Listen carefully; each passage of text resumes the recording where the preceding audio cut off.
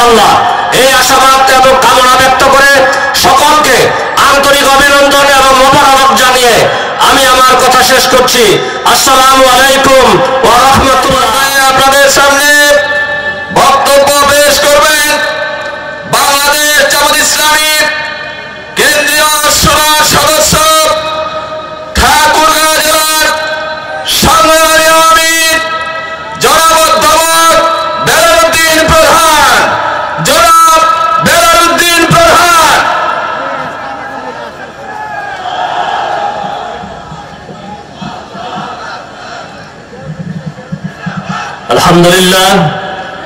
আলহামদুলিল্লাহ রাব্বিল আলামিন ওয়াসসালাতু ওয়াসসালামু আলা সাইয়্যিদিল মুরসালিন ওয়া আলা আলিহি ওয়া সাহবিহি আজমাইন। বাংলাদেশ জামাত ইসলামী পঞ্চগড় জেলা শাখা কর্তৃক আয়োজিত আজকে এই ঐতিহাসিক জনসভায় সভাপতিত্ব করছেন বাংলাদেশ জামাত ইসলামী পঞ্চগড় জেলার সম্মানিত আমির বিশিষ্ট আলেমে দ্বীন জনাব অধ্যাপক মাওলানা ইকবাল হুসাইন। আজকে এই ঐতিহাসিক জনসমাবেশে প্রধান অতিথি হিসাবে উপস্থিত থাকবেন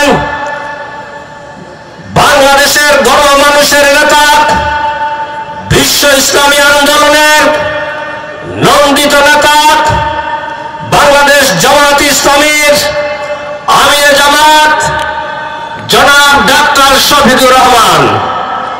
বিশেষ অতিথি হিসাবে মঞ্চে আসন গ্রহণ করেছেন বাংলাদেশ জামাত ইসলামীর assistant secretary general Rangpur Dinajpur অঞ্চলের সম্মানিত অঞ্চল পরিচালক জনাব মাওলানা আব্দুল হালিম। আরো মেহমান হিসেবে উপস্থিত আছেন বাংলাদেশ জামাত ইসলামীর কেন্দ্রীয় কর্ম পরিষদের অন্যতম সদস্য জনাব অধ্যাপক মাহবুবুর রহমান বেলাল সহ অপরাপর নেতৃবৃন্দ, ছাত্র শিবিরের নেতৃবৃন্দ, বিভিন্ন রাজনৈতিক দলের নেতৃবৃন্দ, সাংবাদিক বন্ধুগণ, প্রশাসনের বন্ধুগণ, সামনে সম্মানিত জনতা, পর্দার আড়ালের সম্মানিত মা বোনেরা, আসসালামু আলাইকুম ওয়া রাহমাতুল্লাহি ওয়া বারাকাতুহু। আমি প্রথমে মহান রব্বুল আলামিনের দরবারে অসংখ্য শুকরিয়া আদায় করছি যে মহান রব্বুল আলামিন আমাদেরকে একটি ঐতিহাসিক জনসমাবেশে উপস্থিত হওয়ার জন্য তৌফিক দান করেছেন। আলহামদুলিল্লাহ। দুরূদ ও সালাম আখির নবী আহমদে মুস্তাফা মুহাম্মদে মুস্তাফা সাল্লাল্লাহু আলাইহি ওয়াসাল্লাম।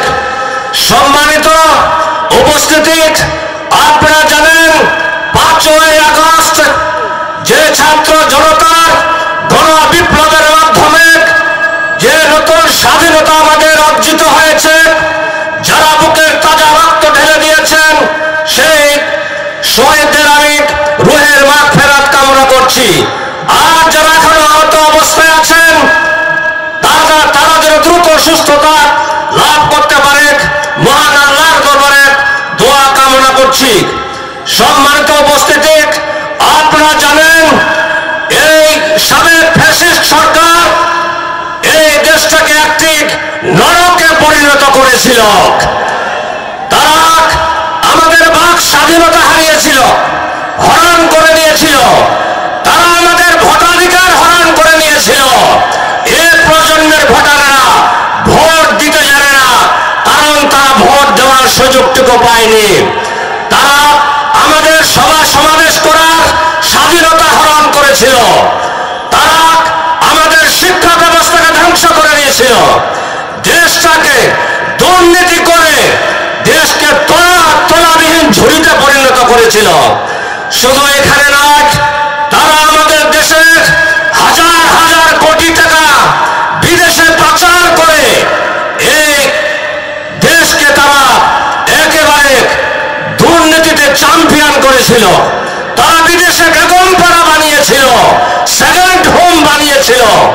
আমি আমি আপনাদেরকে উদাত্ত আহ্বান জানাতে চাই, যারা দেশে দুর্নীতি করে, যারা দেশে সন্ত্রাসের রাজত্ব কায়েম করে, যারা এ দেশে আমাদের মামলা মোকদ্দমা দিয়ে দেশে স্বর্গরাজ্য কায়েম করেছিল, যারা এ দেশকে আপনার চাঁদাবাজি দেশে পরিণত করেছিল, তারা আজকে এ দেশ থেকে বিদায় নিয়েছে। আমি আপনাদেরকে বলতে চাই, আমরা এই বাংলাদেশে কোনো চাঁদাবাজি দেখতে চাই না, সন্ত্রাস দেখতে চাই না, দুর্নীতি দেখতে চাই না, দখলদারি দেখতে চাই না। আমরা আগামী দিনে একটি মানবিক বাংলাদেশ উপহার দিতে চাই। বাংলাদেশ জামায়াত ইসলামী আগামীতে যদি সংসদে যেতে পারে, তাহলে এই দেশে কোরআন সুন্নাহর আইন কায়েম করবে, মানবিক বাংলাদেশ উপহার দিবে, বৈষম্যহীন একটি বাংলাদেশ উপহার দিবে ইনশাআল্লাহ। এই আশাবাদ এবং কামনা ব্যক্ত করে সকলকে আন্তরিক অভিনন্দন এবং মোবারক জানিয়ে আমি আমার কথা শেষ করছি। আসসালামু আলাইকুম ওয়া রাহমাতুল্লাহ। মুসলিমদের প্রতি আমাদের আন্তরিক শুভেচ্ছা ও অভিনন্দন।